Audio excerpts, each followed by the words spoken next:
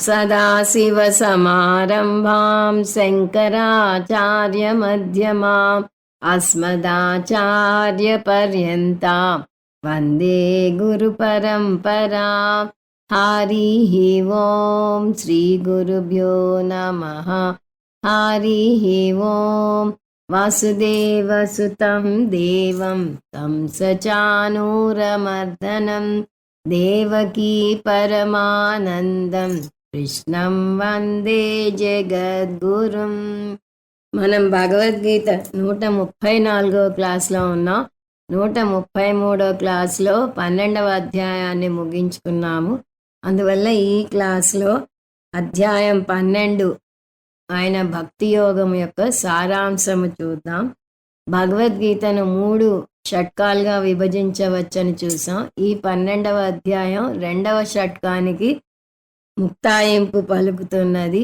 మొదటి షట్కం జీవస్వరూపాన్ని వర్ణిస్తే 2వ షట్కం ఈశ్వర స్వరూపాన్ని వర్ణిస్తుంది అని చూసాం. 2వ షట్కంలో 5 అధ్యాయాలలో ఈశ్వర స్వరూపం గురించిన వర్ణన విన్నాక సహజంగానే అటువంటి ఈశ్వరుని మీద భక్తి ఏర్పడుతుంది. ఎవరి మీదైనా సరే, ఒక మనిషి మీద కూడా భక్తి కానీ, ప్రేమ కానీ, గౌరవం కానీ, ఆరాధన కానీ ఏర్పడాలి అంటే వారి గురించి మనకి బాగా తెలిస్తేనే ఏర్పడుతుంది.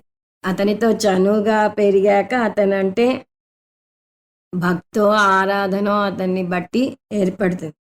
అదే సూత్రం భగవంతునికి కూడా వర్తిస్తుంది. భగవంతుని స్వరూపం ఏమిటో తెలియకుండా ఆయన్ని ఆరాధించలేము. తెలియని భగవంతుణ్ణి పూజించమని ఎవరైనా ఆజ్ఞాపిస్తే పూజిస్తామేమో కానీ దానిలో భక్తి ఉండదు. ఇక్కడ భగవంతుని గురించి కృష్ణ పరమాత్మ చాలా విస్తారంగా చెప్పాడు. భగవంతుని స్వరూపం చెప్పాడు, విభూతులు చెప్పాడు, విశ్వరూప దర్శనం చేయించాడు. ఇంత విన్నాక భగవంతుణ్ణి ఆరాధించకుండా ఉండలేము. దీన్నే భక్తి అంటారు. ఈశ్వర జ్ఞానం వినా ఈశ్వర భక్తి న సంభవతి, అజ్ఞాత విషయే భావనానైవ సంభవతి. అంటే ఈ విధంగా ఈశ్వర జ్ఞానం పొందకుండా ఈశ్వరుని మీద భక్తి కలగటం అసంభవం అని చూస్తాం. ఈ అధ్యాయం తక్కిన 5 అధ్యాయాల సహజ పరిణామం. పైగా ఇది ఈ షట్కంలో ఉన్న ఈశ్వర స్వరూపం అనే అంశానికి ముగింపు పలుకుతున్నది. అందువల్ల ఇది చాలా చిన్న అధ్యాయమైన చాలా ముఖ్యమైన అధ్యాయం. కృష్ణ పరమాత్మ 20 చిన్న శ్లోకాల్లో మొత్తం వేద సారాన్ని రంగరించి పోశాడు.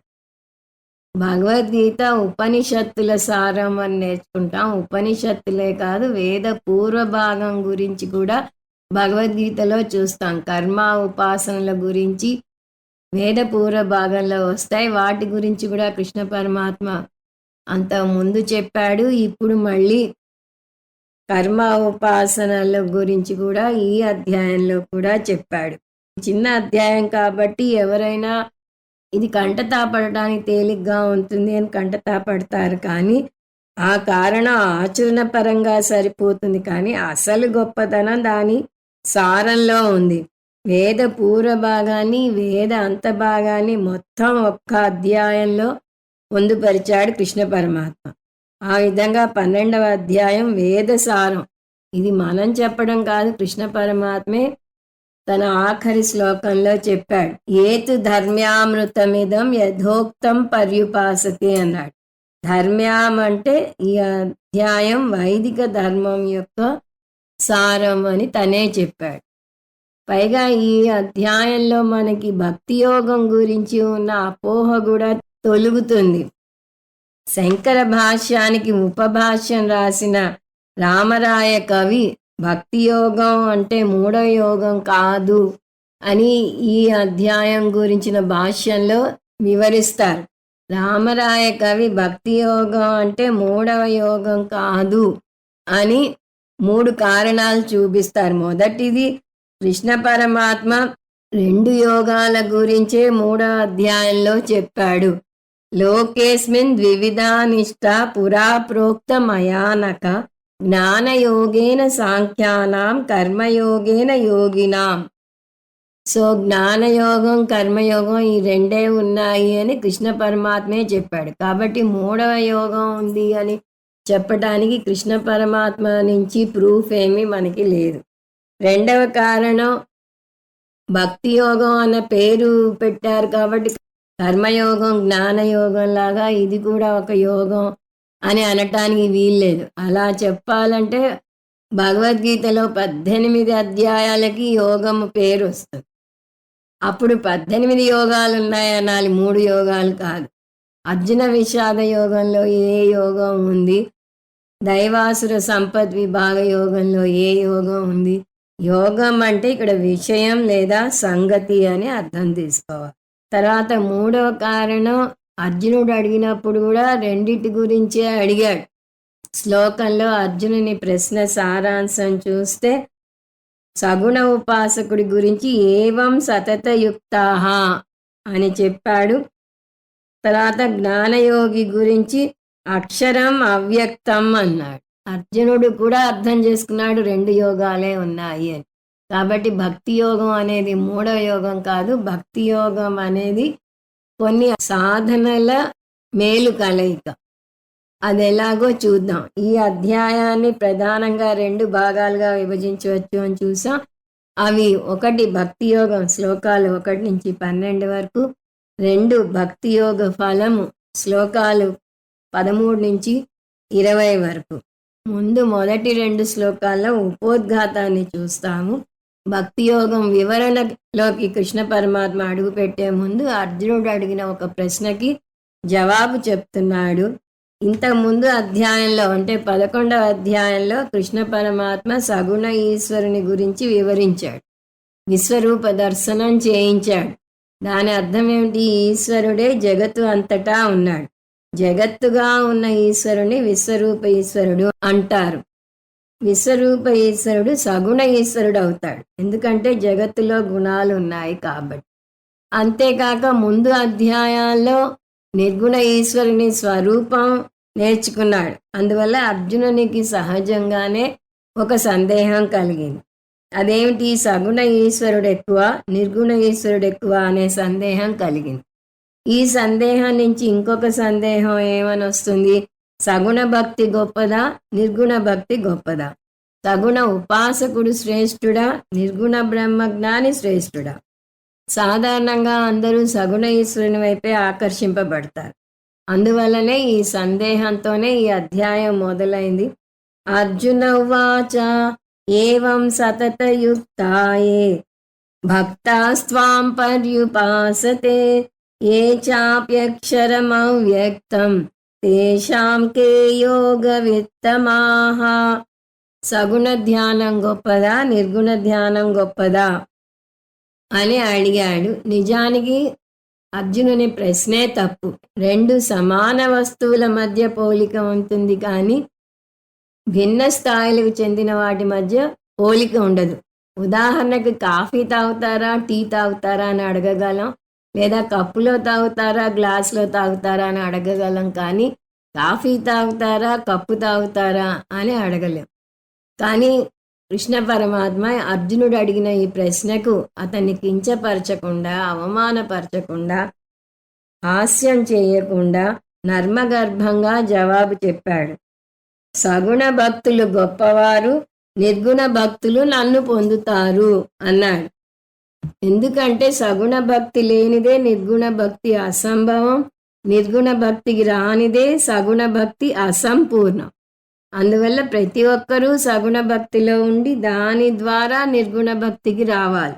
నిర్గుణ భక్తికి వెంటనే రాకపోవచ్చు, దాన్ని వాయిదా వేయవచ్చు, కానీ రాక తప్పదు. అది 1 సంవత్సరం తర్వాత అవచ్చు, 10 సంవత్సరాల తర్వాత అవచ్చు, 10 జన్మల తర్వాత అవచ్చు, ఎప్పుడన్నా అవని. కానీ నిర్గుణ బ్రహ్మకు మాత్రం వచ్చి తీరాలి. ఎందుకంటే నిర్గుణ బ్రహ్మే అంతిమ లక్ష్యం.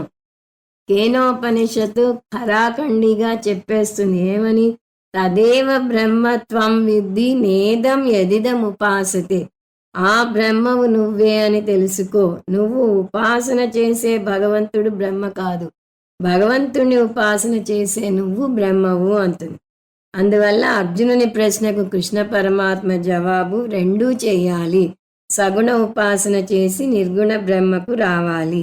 ఈ విధంగా అర్జునుని ప్రశ్నకు జవాబు చెప్పాక కృష్ణ పరమాత్మ 2 అంశాలను చర్చించాడు. మొదటి అంశం భక్తి యోగం, శ్లోకాలు 3 నుంచి 12 వరకు.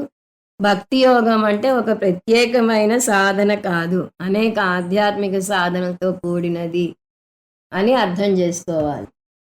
ఈ దశల సంఖ్య సందర్భాన్ని బట్టి మారుతుంది. కొన్నిసార్లు 2 దశలుగా చూస్తాం, మరికొన్నిసార్లు 3 దశలుగా చూస్తాం. వేదంలో కర్మయోగం ప్లస్ ఉపాసన యోగం ప్లస్ జ్ఞానయోగం = భక్తి యోగం అని వస్తుంది.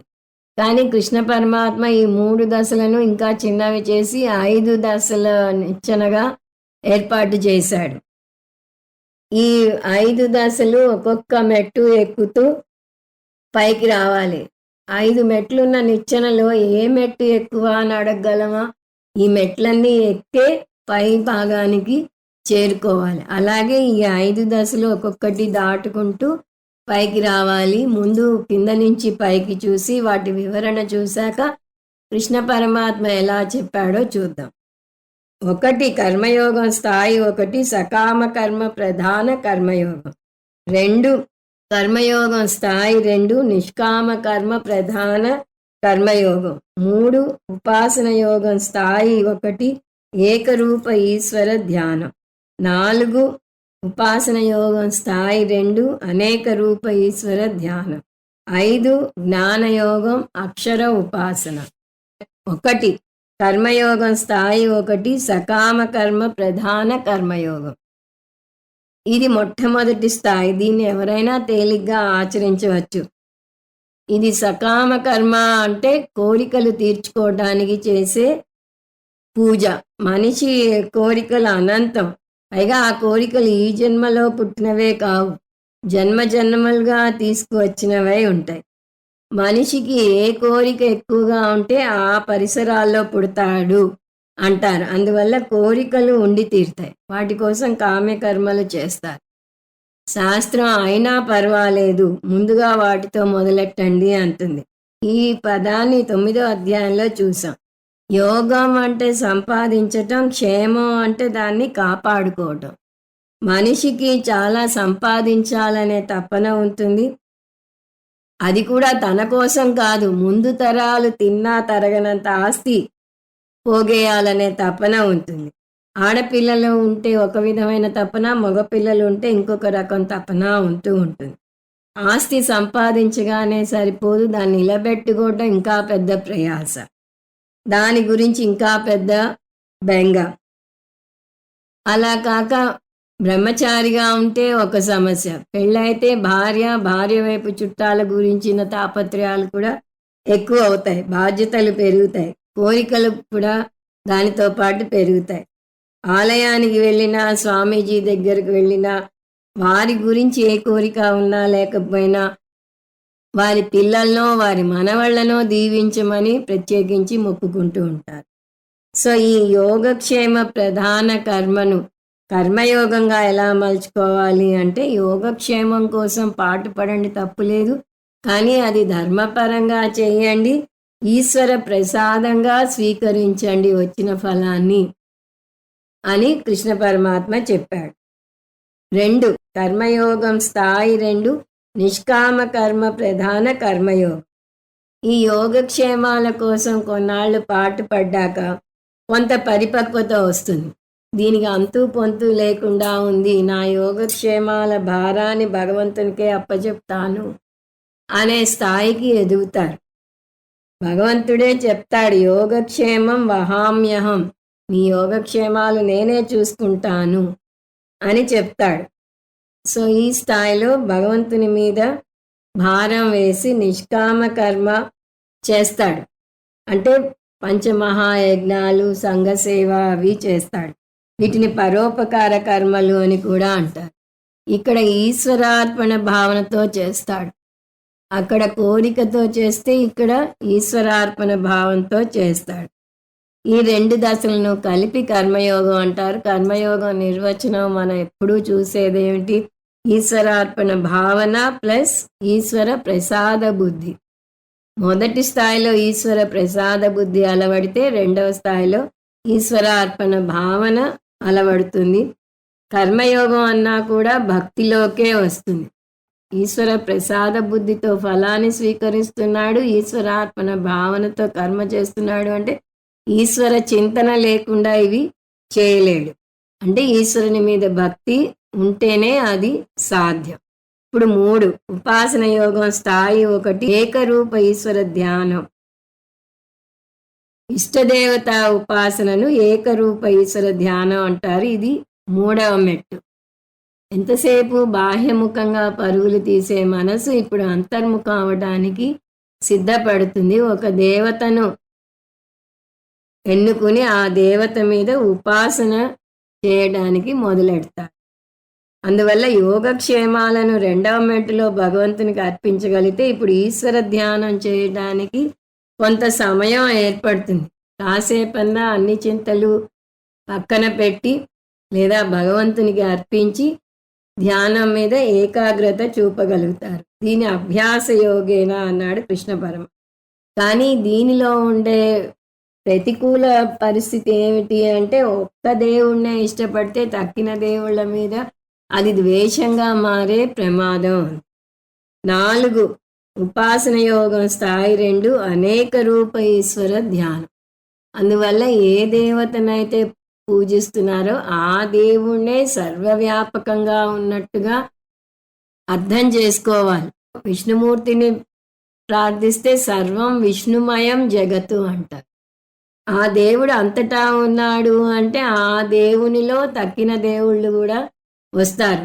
ఈశ్వరుడు సర్వవ్యాపకం, విష్ణుమూర్తి సర్వవ్యాపకం అవ్వలేరు. ఉన్నది ఒకటే భగవంతుడు అవుతాడు కాబట్టి. సో విష్ణువు శివుడు ఒకరే అని అప్పుడు అర్థం చేసుకుంటాడు. కర్మయోగం చిత్తశుద్ధిని కలగజేస్తే ఉపాసన యోగం చిత్త విశాలతను కలగజేస్తుంది.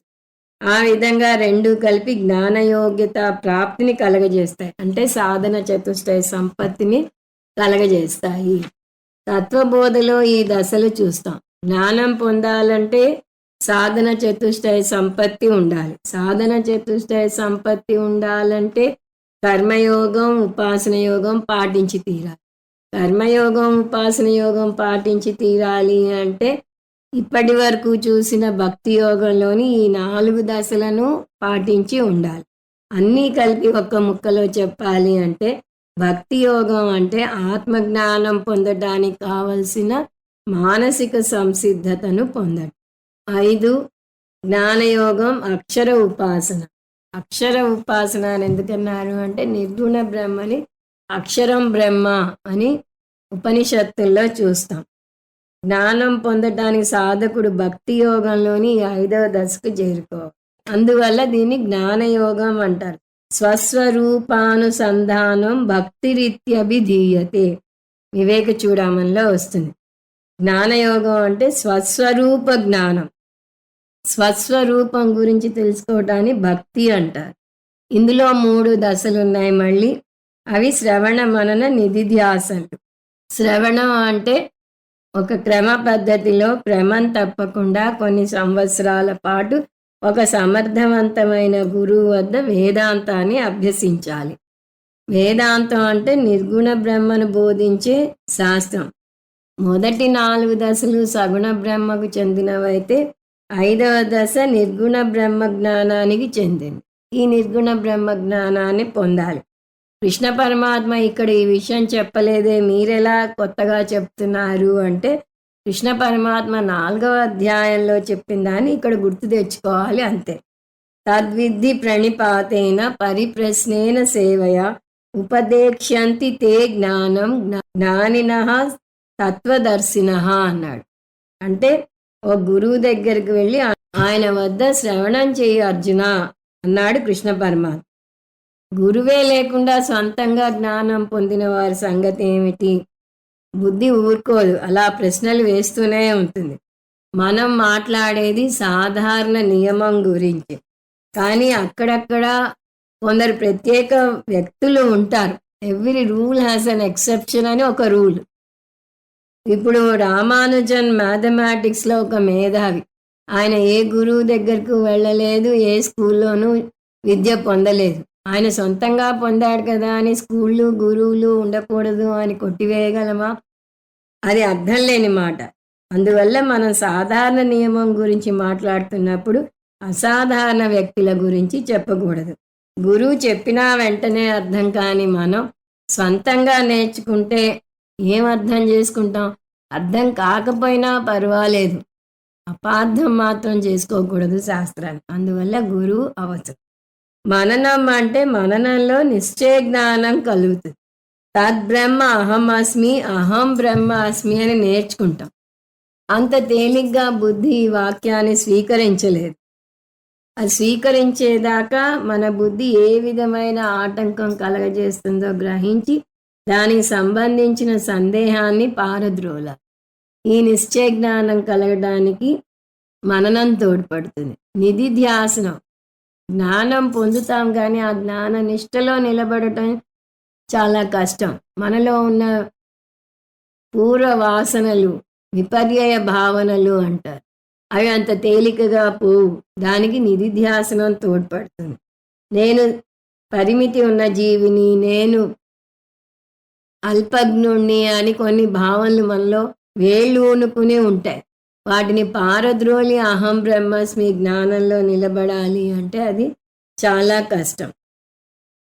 కానీ ఈ జ్ఞాన నిష్టలో నిలబడితే అజ్ఞానంతో ఈ జ్ఞానం కలగటమే కాదు, మన భావోద్రేకాలు కూడా తగ్గుతాయి.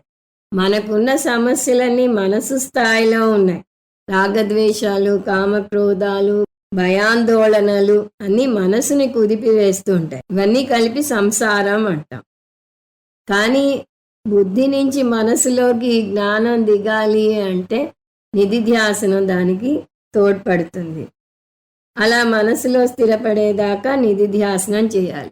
సో జ్ఞానయోగం = శ్రవణం ప్లస్ మననం ప్లస్ నిధిధ్యాసనం. ఇలా జ్ఞానం పొందిన వ్యక్తి జ్ఞాననిష్టలో నిలబడతాడు అని చూసాం. దానికి 2వ అధ్యాయంలో వాడిన పదం స్థితప్రజ్ఞుడు.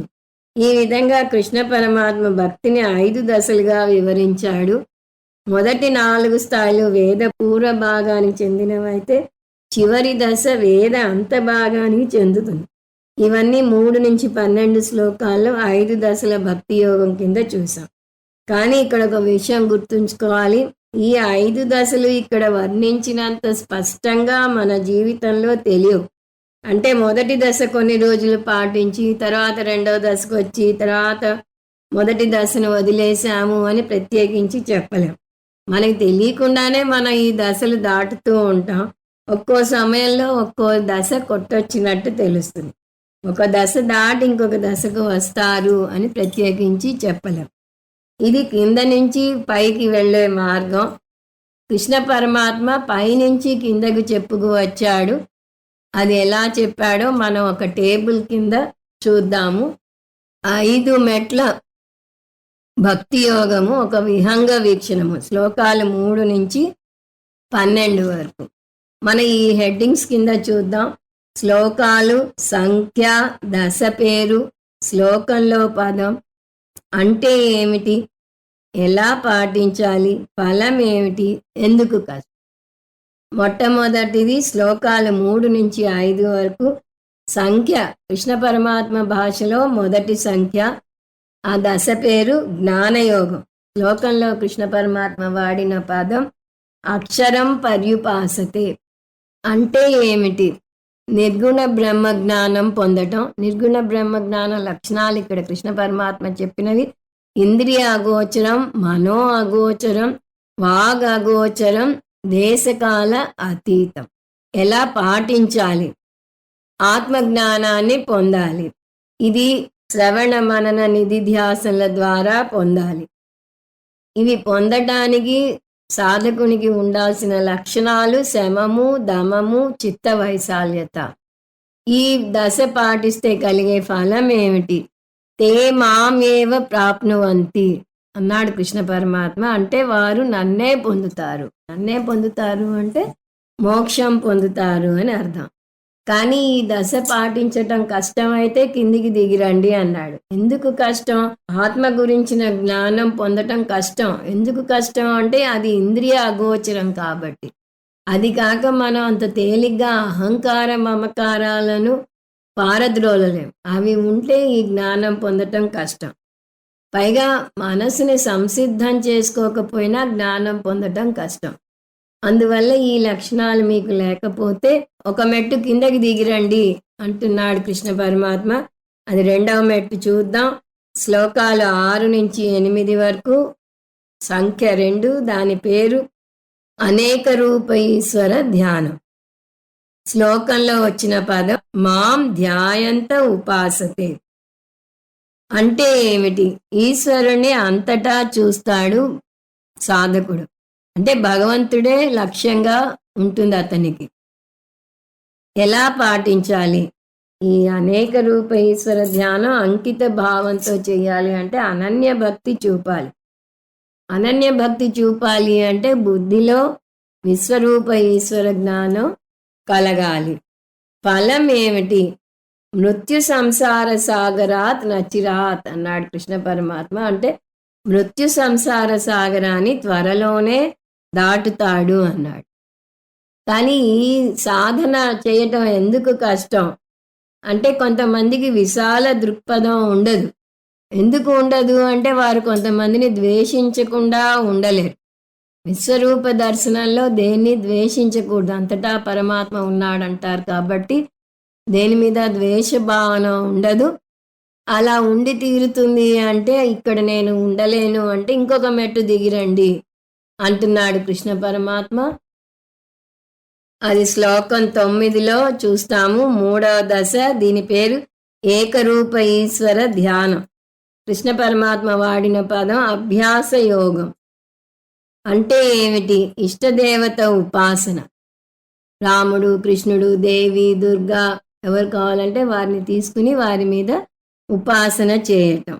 ఎలా పాటించాలి అంటే ఏరుకున్న ఇష్టదేవుని మీద ఉపాసన చేయాలి. ఫలం ఏమిటి? మాప్తుం ఇచ్చ. నన్ను పొందాలని ఎవరికైతే కోరిక ఉంటుందో వారు మోక్షం పొందుతారు అని. ఇంకా ఇక్కడి నుంచి మోక్షం పొందుతారు అంటే పరంపరయా మోక్షం అని కలుపుకోవాలి. ఈశ్వర ధ్యానం చేస్తేనే మోక్షం పొందేటట్టయితే 5వ మెట్టు దాకా మనం వెళ్ళనవసరం లేదు. కాబట్టి దీని నుంచి పై మెట్టుకి వెళ్ళి ఆ పై మెట్టు నుంచి ఇంకా పై మెట్టుకు వెళ్తారు అని అర్థం చేసుకోవాలి. ఇది ఎందుకు పాటించటం కష్టం అంటే రజోగుణం ఉన్నవారు కుదురుగా ఒక చోట 5 నిమిషాలు కూడా కూర్చోలేరు. కర్మేంద్రియాలు జ్ఞానేంద్రియాలను వాడకుండా ఉండలేరు. అటువంటి వారు ఉపాసన చేయటం కష్టం. వారు కర్మయోగానికే పరిమితమైన వారు. అలా ఉండేటట్టయితే పర్వాలేదు, ఇంకో మెట్టు దిగిరండి అని కృష్ణ పరమాత్మ చెప్తున్నాడు. అది శ్లోకం 10, సంఖ్య 4. పైనుంచి వస్తున్నాం. పైనుంచి 4వ సంఖ్య ఇది. నిష్కామ కర్మ ప్రధాన కర్మయోగం. కృష్ణ పరమాత్మ వాడిన పదం మత్కర్మ పరమో భవ. అంటే ఏమిటి అంటే సంఘ సేవ, మానవ సేవ, పంచమహాయజ్ఞాలు, వీటిలో ఏ పేరన్నా వాడవచ్చు. ఇది ఎలా పాటించాలి అంటే సంఘ సేవ చేయండి, మానవ సేవ చేయండి, ఏం చేసినా కూడా ఈశ్వరార్పణ భావనతో చేయాలి. ఫలం ఏమిటి? సిద్ధిమవాప్యసి అంటే మోక్షం పొందుతావు, మళ్ళీ అదే పరంపరయా పొందుతావు అని కలుపుకోవాలి. ఇది కూడా నాకు కష్టం బాబోయ్ అంటారు కొంతమంది. ఎందువల్ల అంటే వాళ్ళు నిష్కామ కర్మలు చేయలేరు, కామ్య కర్మలు చేయకుండా ఉండలేరు. అనేక కోరికలు కోరాలి. కుటుంబంలో ఉన్నారు, పిల్లల గురించి, మనవాళ్ళ గురించి అనేక కోరికలు కోరాలి. కాబట్టి నేను కోరికలు కోరకుండా ఉండలేను అని అంటే సరే ఇంకొక మెట్టు ఉంది, ఇంకో మెట్టు దిగిరండి, ఆఖరి మెట్టుకి దిగిరండి అంటున్నాడు. అది 11వ శ్లోకంలో చూస్తాం. 5వ దశ, కింద నుంచి మొదటి దశ, పైనుంచి ఆఖరి దశ, సకామ కర్మ ప్రధాన కర్మయోగం. దీని కృష్ణ పరమాత్మ సర్వకర్మ ఫలత్యాగం అని వర్ణించాడు. అంటే ఏమిటి అంటే ఇది లౌకిక లక్ష్యాల కోసం చేసే పూజ లేదా స్వప్రయోజనాల కోసం చేసే పూజ. ఎలా పాటించాలి మీరు సకామ కర్మలే చేయండి, కోరికలే కోరండి, పర్వాలేదు. కానీ వాటిని ధర్మపరంగా చేయండి, ఈశ్వర ప్రసాద భావనతో చేయండి అంటున్నాడు కృష్ణ పరమాత్మ. దీనివల్ల కలిగే ఫలం ఏమిటి అంటే, మొదటి మెట్టు మీదే ఉన్నామని బాధపడనవసరం లేదు. క్రమంగా ఒక్కొక్క మెట్టు ఎదుగుతూ పైకి వస్తారు అని. ఎందుకు కష్టం? ఇది కూడా కష్టం అంటే ఇంక దీని గురించి వివరణ లేదు. ఎందుకంటే ఇది మొట్టమొదటి మెట్టు. మొదటి మెట్టే ఎక్కలేను అనే వారికి చెప్పేదేమీ లేదు. బెస్ట్ ఆఫ్ లక్, నెక్స్ట్ జన్మ అనటం తప్పితే. అందువల్ల ఇక్కడ ఉన్నారనుకుని ఊహించుకుని ఇక్కడి నుంచి ప్రయత్నించాలి. కృష్ణ పరమాత్మ ఈ పై మెట్టు మీద మీరు నిలబడాలి, నిలబడలేకపోతే ఒక్కొక్క మెట్టు దిగిరండి అన్నాడు. అంత మాత్రాన కింద మెట్లని రికమెండ్ చేస్తున్నట్టు కాదు. ఏదో ఒక మెట్టు మీద ఉండి అక్కడి నుంచి కష్టపడి పైకి ఎక్కండి అన్నాడు. దీనికి చేయాల్సిన సాధనలు కూడా చెప్పాడు. 12వ శ్లోకంలో 4 సాధనలు చెప్పాడు. అవి అభ్యాసం, జ్ఞానం, ధ్యానం, కర్మఫల త్యాగం. అభ్యాసం అంటే ధ్యానం చేయటం, ఇందులో జ్ఞానం ఉండదు. రెండవది జ్ఞానం. ఇక్కడ జ్ఞానం పొందుతాడు, ఈశ్వర జ్ఞానం పొందుతాడు, కానీ ధ్యానం చేయడు. మూడవది ధ్యానం. ముందు కూడా ధ్యానం అన్నారు, మళ్ళీ ధ్యానం ఏమిటి అంటే అక్కడ జ్ఞానరహిత ధ్యానం, ఇక్కడ జ్ఞాన సహిత ధ్యానం. దీనికి ఇంకొక పేరు నిధిధ్యాసనం. ముందుది ఉపాసన అయితే ఇది నిధిధ్యాసనం. నాలుగవది కర్మఫల త్యాగం అన్నాడు. అంటే కర్మఫలాలను ఈశ్వరునికి అర్పించటం. ఇంతకుముందు మనం 5 దశలు చూసినప్పుడు ఆఖరి మెట్టు కృష్ణ పరమాత్మ భాషలో సకామ కర్మ ప్రధాన కర్మయోగం, మన భాషలో మొట్టమొదటి మెట్టు. దానికి కృష్ణ పరమాత్మ వాడిన పదం ఇదే, సర్వకర్మ ఫలత్యాగం. సర్వకర్మ ఫలత్యాగాన్ని ఇంత ఆఖరి మెట్టుగా, తడుగు మెట్టుగా వర్ణించి ఇప్పుడు 4 సాధనల్లో ఇది 4వ సాధనగా పై మెట్టు మీద ఎలా పెట్టాడు? తనని తను ఖండించుకోవటం లేదా అంటే లేదు. చాలామంది ఈ ఆఖరి మెట్టు మీద ఉంటారు కాబట్టి వారు తమని తాము కించపరుచుకోకుండా అలా కర్మలు చేసిన ఈశ్వరార్పణ భావంతో చేయండి, నెమ్మదిగా పైకి ఎదుగుతారు అని చెప్పడం కోసం చెప్పాడు. దీన్ని అర్ధవాదం అంటారు. ఇక్కడితో మొదటి దశ అయింది. ఇప్పుడు రెండవ దశలోకి వెళ్దాం. భక్తి యోగ ఫలము శ్లోకాలు 13 నుంచి 20 వరకు. సో మనం ఈ దశలు 5 కింద నుంచి పైనుంచి కూడా చూసాము. వీటిని బేరీజు వేసుకుని మనం ఏ దశలో ఉన్నామో లెక్క పెట్టుకుని పై మెట్టు మీదకి ఎక్కాలి. సో ఒక సాధకుడు ఈ 5 దశలు దాటి జ్ఞానయోగానికి వచ్చి శ్రవణ మనన నిధిధ్యాసనలు చేసి తను పొందిన జ్ఞానాన్ని జ్ఞాననిష్టగా మలుచుకున్నాడు అనుకుందాం. అలా జ్ఞాననిష్టగా మలుచుకున్న వ్యక్తి పొందే ఫలం ఏమిటి అనేది ఇందులో చూస్తాము. ముందు అహం బ్రహ్మాస్మి జ్ఞానం పొందుతాడు. అందువల్ల అతనికి కలిగే తక్షణ ఫలం అహం పూర్ణః అస్మి ఆనందం. అసలు ఏ జ్ఞానం పొందినా కలిగే ఫలం ఏమిటి? అజ్ఞానం తొలగిపోతుంది. జ్ఞానస్య ఫలం = అజ్ఞాన నివృత్తి.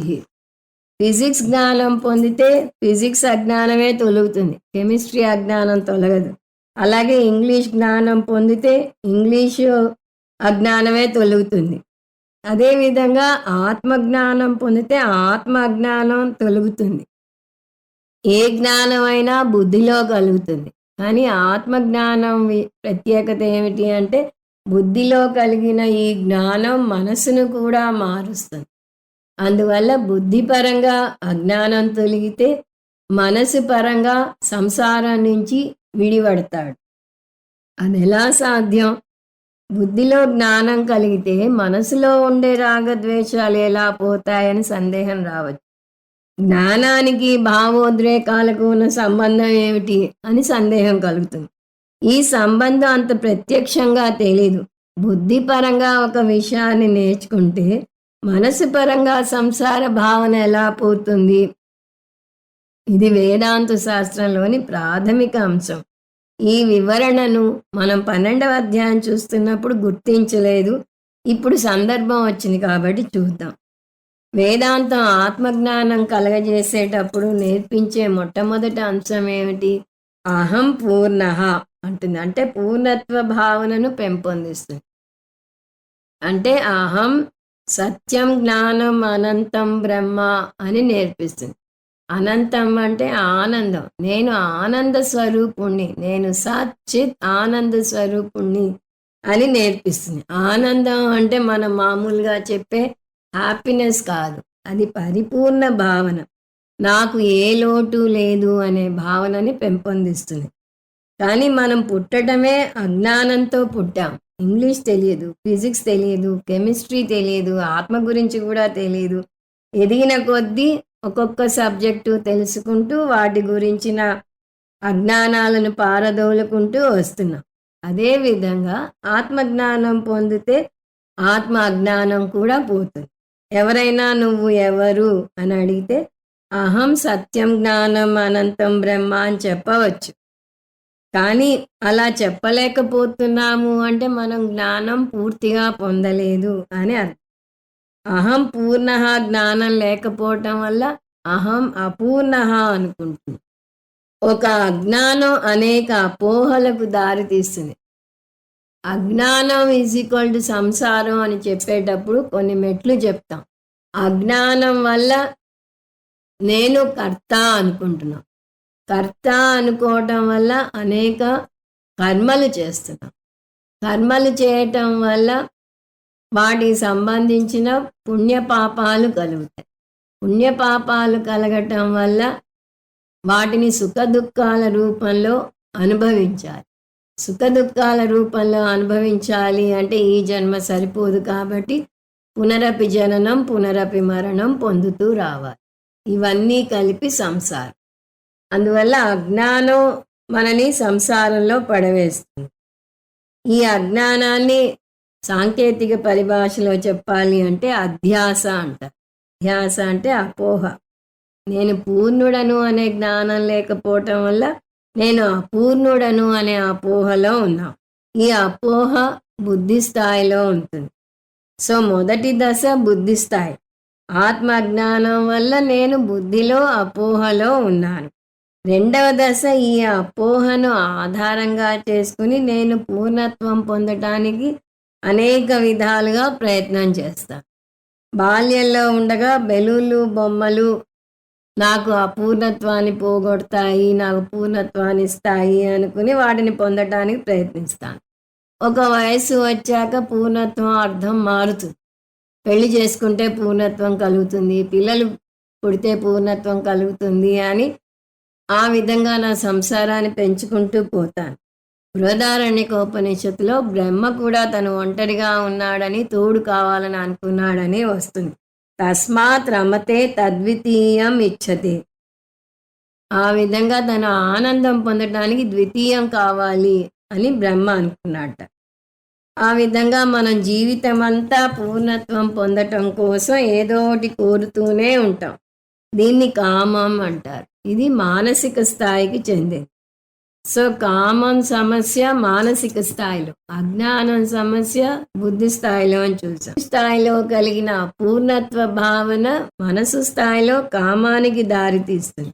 అపూర్ణత్వ భావన బుద్ధికి చెందింది. అది కామంగా మనసులో రూపుదిద్దుకుంటుంది. కామం అంటే ఒక వస్తువు మీద కోరిక.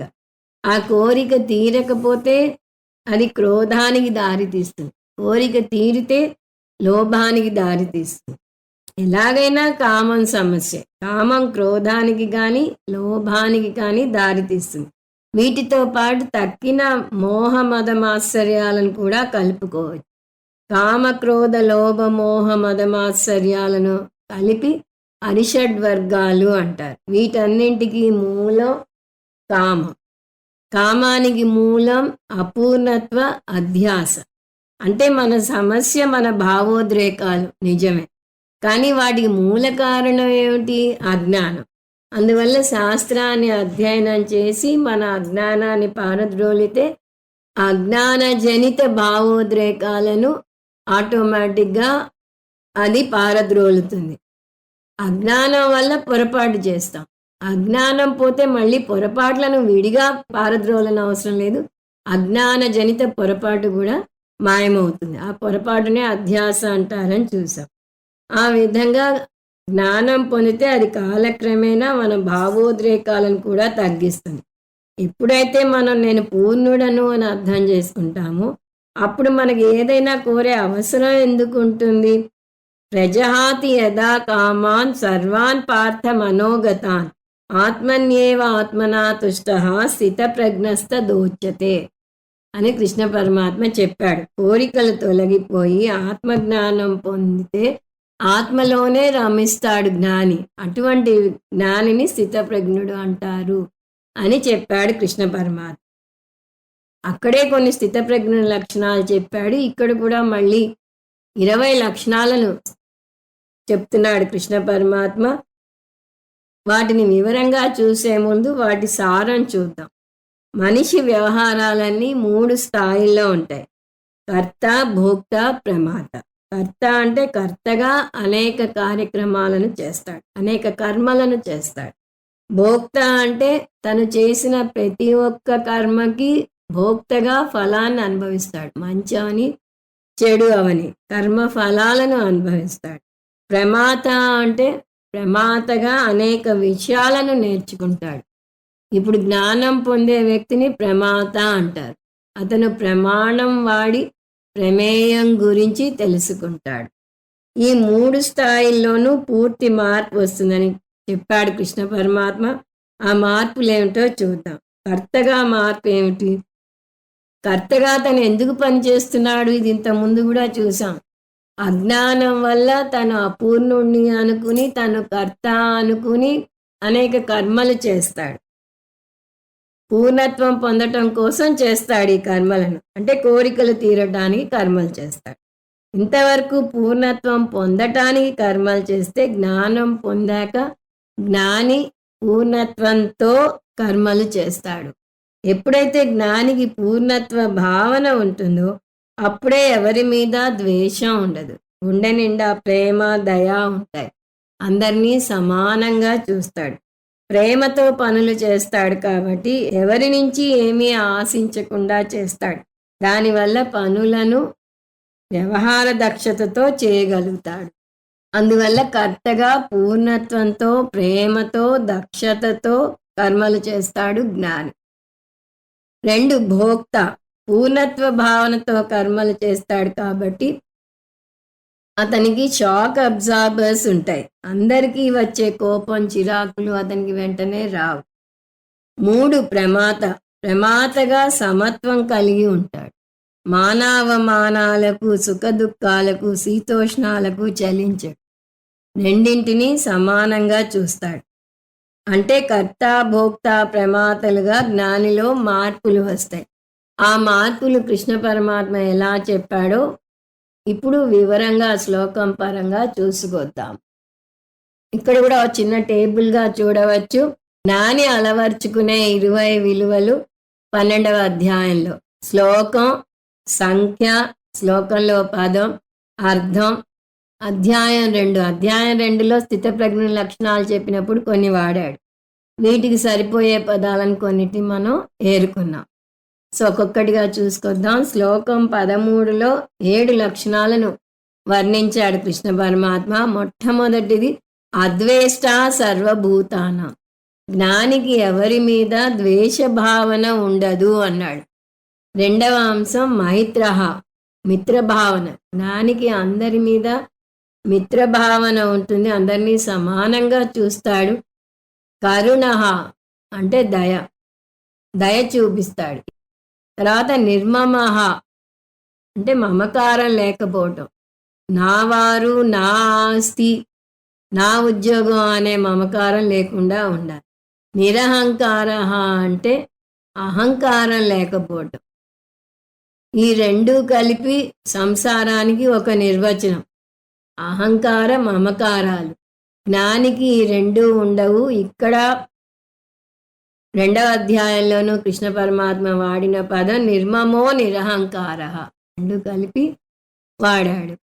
తర్వాత 6వ లక్షణం సమదుఃఖ సుఖః. సుఖం కలిగినా దుఃఖం కలిగినా సమానంగా రెండింటినీ స్వీకరిస్తాడు. అంటే సమత్వం. 7 క్షమి, క్షమాగుణం కలిగి ఉంటారు. తనని ఎవరేమన్నా కూడా క్షమిస్తాడు. జ్ఞాని వీలున్నంత వరకు దండోపాయం వాడకుండా ఉండటానికి ప్రయత్నిస్తాడు. తప్పు చేసిన వారిని కూడా వెంటనే దండించడు. తర్వాత 14వ శ్లోకంలో 5 లక్షణాలు చూస్తాము. మనం కంటిన్యూస్ నెంబర్ చూద్దాం. 8వ లక్షణం సంతుష్ట అన్నాడు. అంటే పరిపూర్ణత భావం కలుగుతుంది. ఇప్పుడే చూసాం, జ్ఞానం పొందితే అహం పూర్ణ అనే జ్ఞానం కలుగుతుంది. అతను ఎవరితోనూ తనను పోల్చుకోడు. పరిపూర్ణత్వాన్ని సంతుష్ట అన్నాడు కృష్ణ పరమాత్మ. ఆత్మన్యేవా ఆత్మనా తుష్ట అని 2వ అధ్యాయంలో అన్నాడు. అక్కడ తుష్ట అనే పదాన్ని ఇక్కడ సంతుష్ట అని వాడాడు. తర్వాత 9వ లక్షణం యోగి. ఇక్కడ యోగి అంటే జ్ఞానం. అతను యోగాసనాలు వేసే జ్ఞాని కాదు, జీవాత్మ పరమాత్మల ఐక్య జ్ఞానం పొందుతాడు. 10 యథాత్మ అన్నాడు కృష్ణ పరమాత్మ. అంటే ఆత్మ సంయమనం. ఆత్మ అంటే మళ్ళీ సచ్చిదానంద ఆత్మ కాదు, కార్యకరణ సంఘాతం లేదా శరీరాలు. మనసును, ఇంద్రియాలను, శరీరాలను కలిపి జీవాత్మ అంటారు. యత అంటే వశంలో ఉంచుకోవటం. అందువల్ల యథాత్మ అంటే ఈ మూడింటిని తన వశంలో ఉంచుకునేవాడు. 11 దృఢ నిశ్చయ అన్నాడు. అంటే స్థితప్రజ్ఞ పొందటం. ఆత్మ సంయమం వల్ల స్థితప్రజ్ఞుడు అవుతాడు.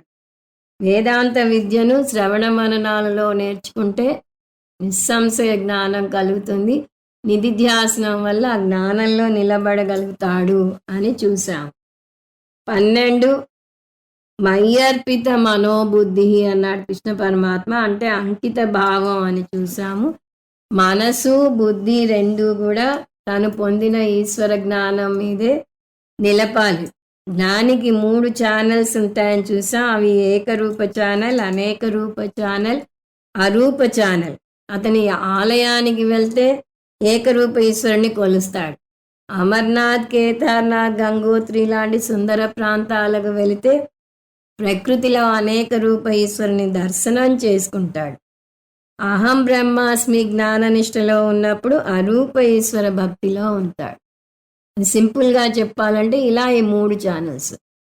కానీ ఇంకా లోతుగా వెళ్తే పై 2 ఛానల్స్లో ఉన్నా కూడా అతని సబ్కాన్షియస్ మైండ్లో ఈ అరూప ఈశ్వర జ్ఞానమే ఎప్పుడు నిలిచి ఉంటుంది. అందువల్ల మయ్యర్పిత మనోబుద్ధి అన్నాడు. మనసుని, బుద్ధిని కూడా నాకే అంకితం చేస్తాడు. నాకే అంటే అరూప ఈశ్వర జ్ఞానానికే అంకితం చేస్తాడు.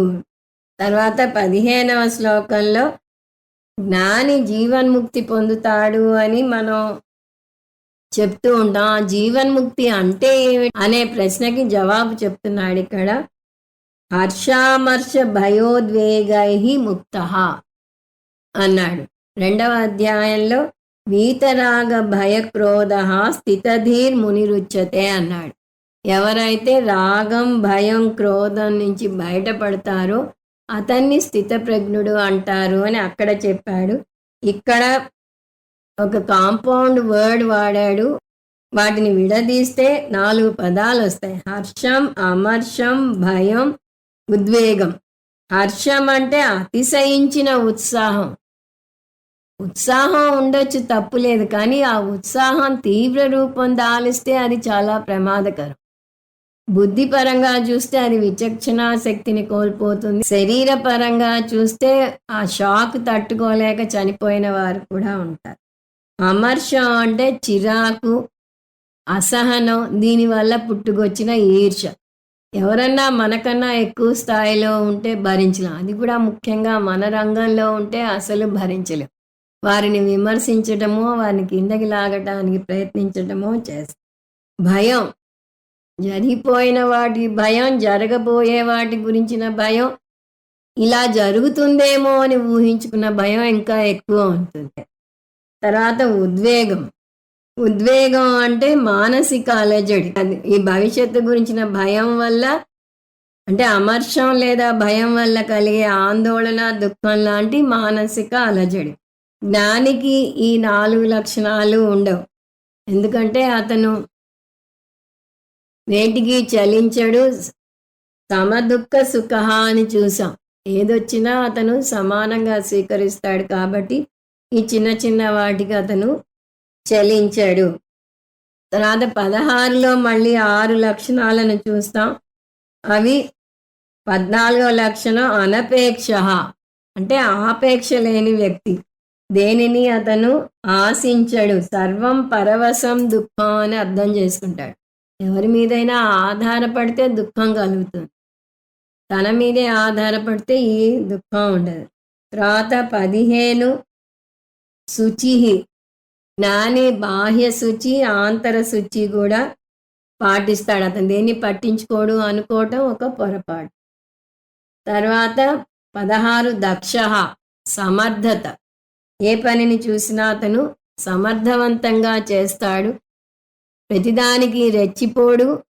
ఏది మౌనంగా స్వీకరించడు. జవాబు చెప్పాల్సినప్పుడు జవాబు చెప్తాడు, శిక్షించాల్సినప్పుడు శిక్షిస్తాడు, కానీ ప్రేమగా శిక్షిస్తాడు. తర్వాత ఉదాసీన. ఉదాసీన అంటే పట్టించుకోడు అని కాదు అర్థం. పక్షపాత వైఖరి ఉండదు. 2 పార్టీలున్నా 2 పార్టీలతోనూ సమానంగా మిత్రభావంతో వ్యవహరిస్తాడు. 18 గతవ్యధ, అంటే దుఃఖాల నుంచి ముక్తి చెందినవాడు. ఎటువంటి పరిస్థితులు ఎదురైనా చెక్కు చెదరని వ్యక్తి. దేశం, కాలం, ప్రారబ్ధం వీటిని తను మార్చలేడు. వీటి ప్రభావం వల్ల తనకు కొన్ని జరుగుతాయి, వీటిని నవ్వుతూ స్వీకరించాలి అని అర్థం చేసుకుంటాడు. గతవ్యధ అంటే నాకే ఎందుకు అనే ప్రతికూల ఆలోచన ఉండదు. అందరూ అనుభవించేస్తున్నారు, నేనే కష్టపడుతున్నాను అనే బాధ కూడా ఉండదు. 19 సర్వారంభ పరిత్యాగి. ఆరంభం అంటే ఆరంభించటం కాదు, ఇక్కడ కర్మ అని వస్తుంది. సో సర్వారంభ పరిత్యాగి అంటే జ్ఞాని బంధించే కర్మలను పరిత్యజిస్తాడు. బంధించే కర్మలు అంటే ఏమిటి అంటే, ఈ కర్మ చేస్తే నేను విజయవంతుడిని అవుతాను, ఈ కర్మ చేస్తే నేను పూర్ణత్వం పొందుతాను అనుకోవటం పొరపాటు. ఎందువల్ల అంటే అపూర్ణం ప్లస్ అపూర్ణం = అపూర్ణమే అవుతుంది. జ్ఞాని ఈ విధంగా ఏం చేసినా ఒక లీలగా చేస్తాడు తప్పితే సంసారం భావనతో చేయడు. తర్వాత 17 నుంచి 19 వరకు ద్వంద్వాతీతుడి లక్షణాలను చూస్తాం, కానీ అందులో మళ్ళీ 7 సబ్ హెడ్డింగ్స్ ఉంటాయి. ఏ విధంగా ద్వంద్వాలుగా అతీతుడు అని చెప్పడానికి అనేక ద్వంద్వాలను వాడాడు కృష్ణ పరమాత్మ. ఒక్కొక్కటిగా చూద్దాం. మొదటిది నా హృష్యతి నా శోచతి, అంటే దేనికి పొంగిపోడు, దేనికి కుంగిపోడు. తర్వాత 2 నా ద్వేష్టి నా కాంక్షతి, దేన్ని ద్వేషించడు, దేన్ని కాంక్షించడు. 2వ అధ్యాయంలో నాభినందతి నా ద్వేష్టి అని వస్తుంది. తర్వాత 3వది శుభాశుభ పరిత్యాగి, పుణ్యపాపాలకు అతీతంగా ఎదుగుతాడు. 18వ శ్లోకంలో మళ్ళీ ఒక 3 చూస్తాం. అది 4 శత్రౌ మిత్రేచ సమః, శత్రువుని మిత్రుణ్ణి కూడా సమానంగా చూస్తాడు. జ్ఞానికి శత్రువులు ఉండటం ఏమిటి అనకూడదు. జ్ఞాని ఎవరిని శత్రుభావంతో చూడడు, అందరినీ సమానంగా చూస్తాడని చెప్తూ వస్తున్నాం. అంటే అతనిని ద్వేషించేవారు ఉంటారు, తను ఎవరిని ద్వేషించకపోయినా అతనిని ద్వేషించేవారు ఉంటారు. అతనిని కూడా జ్ఞాని ద్వేషించడు. తర్వాత 5వది మానవమానయోహో, ఎవరన్నా గౌరవించినా ఎవరన్నా అవమానించినా కూడా రెండింటినీ సమానంగా స్వీకరిస్తాడు. తర్వాత 6వది శీతోష్ణ సుఖ దుఃఖేషు. శీతోష్ణ సుఖ దుఃఖేషులో 2 ఉన్నాయి, మనం ఒకటిగానే తీసుకుంటున్నాం. చలికాలం, ఎండాకాలం రెండింటినీ సమానంగా తీసుకుంటాడు. అంటే ఇది శరీరపరంగా ఏర్పడే ద్వంద్వాలు. కొంతమంది చలి తట్టుకోలేరు, కొంతమంది ఎండను తట్టుకోలేరు, కానీ జ్ఞాని రెండింటికి చలించడు. తర్వాత సుఖ దుఃఖేషు అంటే సుఖం దుఃఖం సమానంగా స్వీకరిస్తాడు. ఇది మనసు పరంగా. దుఃఖేషు అనుద్విగ్నమనాః సుఖేషు విగత స్పృహః అని 2వ అధ్యాయంలో చెప్పాడు. తర్వాత 19వ శ్లోకంలో తుల్య నిందాస్తుతి అన్నాడు కృష్ణ పరమాత్మ.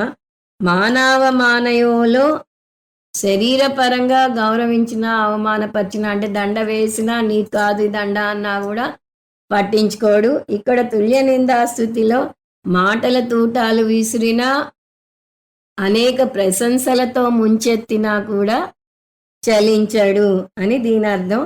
ఈ విధంగా 19వ శ్లోకం వరకు జ్ఞాని అలవర్చుకున్నా లేదా అలవర్చుకోవడానికి ప్రయత్నిస్తున్నా 20 లక్షణాలని చూసాం. ఇటువంటి జ్ఞాని నాకు ఇష్టం అని 14వ శ్లోకం నుంచి 20 వరకు కృష్ణ పరమాత్మ చెప్పుకుంటూ వచ్చాడు. ఆ పదాలను కూడా ఒకసారి చూద్దాం.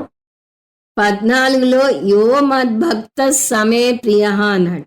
15లో యస్సచమే ప్రియ అన్నాడు. 16లో యో మద్భక్త సమే ప్రియ అన్నాడు. 17లో భక్తిమాన్ యస్సమే ప్రియ అన్నాడు. 19లో భక్తిమాన్ మే ప్రియో నరహ అన్నాడు. 20లో భక్తాస్తేతీవ మే ప్రియ అన్నాడు.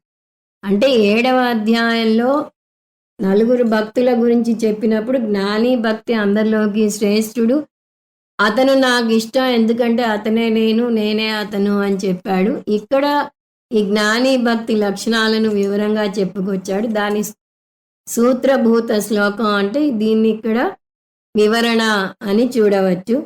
20వ శ్లోకంలో ఈ అధ్యాయాన్ని ఈ విధంగా ముగించాడు. ఒకసారి ఆ శ్లోకం చూద్దాం. ఏతు ధర్మ్యామృతమిదం యథోక్తం పర్యుపాసతే శ్రద్ధదానా మత్పరమా భక్తాస్తేతీవ మే ప్రియాః అన్నాడు.